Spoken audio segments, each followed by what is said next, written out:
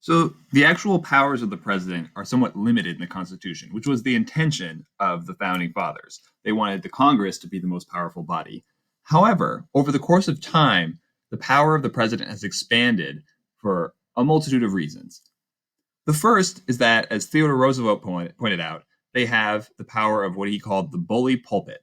This idea that the president is a very visible figure and thus can drive their agenda by appealing straight to the American electorate. Now, the founding fathers, when they wrote the Constitution, had no idea that radio and then television and then social media would all be invented.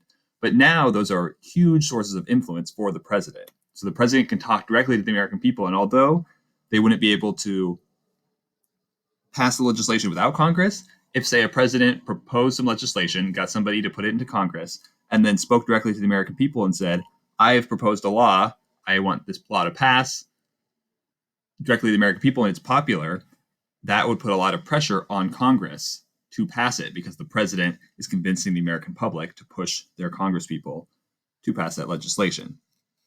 In this way, the president is also much of a leader of both the country and of their respective party so that they can drive kind of the policy of the party, which is something that they've done in an increasing amount over the course of the last 100 years or so. The president also has certain responsibilities that have developed over the course of history as the government has grown and as the size of the country has grown that have given the president more powers. The first is as the head of the government bureaucracy. So again, when it was George Washington, he had basically one person for each of these departments. He had Alexander Hamilton, for example, to run his Treasury Department and Thomas Jefferson to run his State Department. But now these departments have not only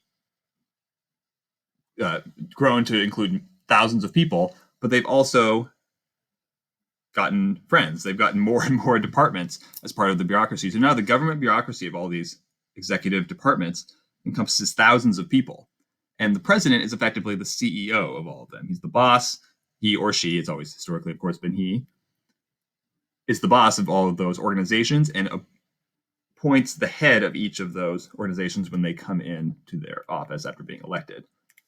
The president is also the chief diplomat, so they represent the country abroad, and they go and negotiate international agreements and treaties with the heads of other countries. So, for example, when the president goes to the G8 summit, which is a meeting of the leaders of the 8 largest economies in the world, and hammers out trade agreements with other international leaders, they are representing the interests of the United States. And in those interpersonal meetings, right, when the president is, say, talking to the president or of France, the chancellor of Germany, they are negotiating on behalf of the entire country one-on-one. They're also, like I said, the leader of the party, the president could be, and so they can drive the policy agenda of the party. That has become more and more common over the course of American history, but it was not the case to start.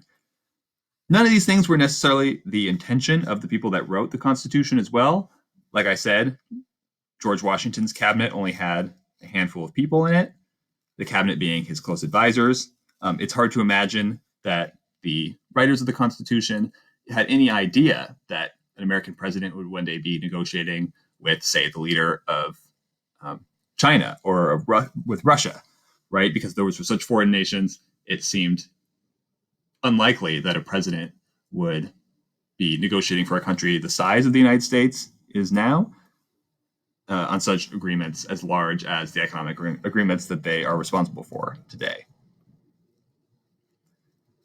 Again, the biggest aspect being the head of the federal bureaucracy to add to that logistical power that they have when we look at the size of the government bureaucracy. So the president is the head of what's called the cabinet. The cabinet is the heads of all the different executive level departments. So the executive branch of the government includes all of these departments.